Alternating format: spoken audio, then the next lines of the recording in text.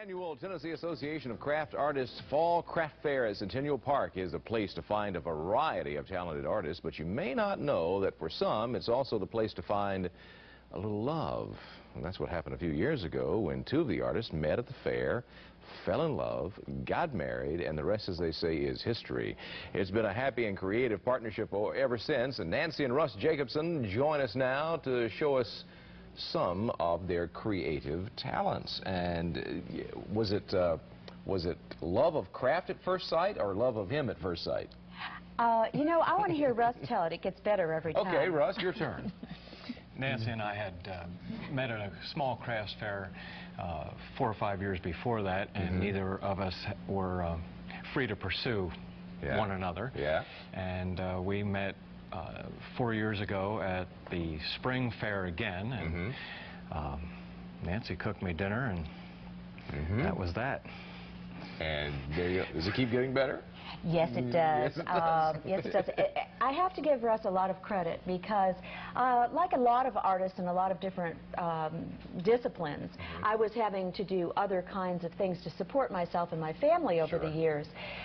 You go into any restaurant in Nashville and there's 2 or 3 budding music stars who are waiting on tables.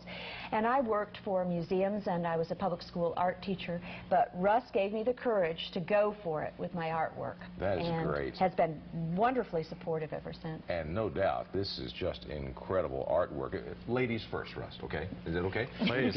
Show us some of your artwork here. This is incredible. You'll start down here at this end? All right. It's ceramic. That means it's made out of clay. I call these totems in that they're multiple images stacked on top of each other, and there's a story behind all of them. This one in particular I'd like to call Three Dog Night. And it is modeled after our dog Chinook. Yeah. During the day she could probably pass as a rug, you know, that just kind of moves from one place to the other. Would this be Chinook right here? Yes. And during the day there's no visible activity, but at night she comes alive and she's got friends. And as soon as she's sure we're in bed, she's out of there. And we have come home at odd hours of the night because of shows or whatever to find Chinook out in the neighborhood. And she's brought home things like whole turkeys, maybe roasted with 1 slice out. Like this one up here, Yo quiero Taco Bell. And so this is just kind of the nightlife. Yeah, that's Your dog may have a whole new life. Yeah. How about this right here? It's beautiful. This is something very new that I'm doing. A lot of people are uncomfortable with how to have sculpture in their home, but have lots of wall space that they're trying to fill. So this is what is called a bas-relief. It's a sculptural piece that is meant to be hung on a wall. And I'm certifiably horse crazy. I love, you see, even the clothing. Oh, you got horses everywhere. And I have horses at home that I ride, and a large part of my artwork is based on my passion for horses. And you've got horses right here. This horse has been sagger-fired. This is a sagger-fired. Sagger-fired. You build a container within the kill. Oh, yes. And you fill it with combustible materials and seal it up. It's kind of like taking one of those roasts and put it in a bag and seal it up and then baking it in the oven. Same kind of idea. And you get really unusual effects. There's no glaze on this. Isn't that amazing? This is just what the clay did. Under the influence. It may be really hard to see on camera, but you can just see all the different dimensions of what it has done in there. That's really pretty. And down here? This is a what I call my horse god. And he's an object of worship, sort of. He comes with 3 wishes. He doesn't guarantee that he will fill those wishes, but he will consider it. He could also be a rain horse. You know, if his tail is wet, it's been raining. You know that. But I make all the beads by hand, and you can see each one of the beads is decorated. By hand? You did every one of these individually? One of these. They're made from a black clay called, get ready for this, Cassius clay.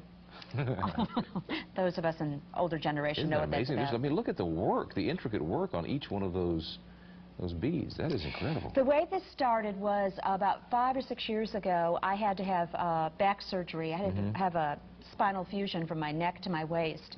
I was in a body cast for about 4 months.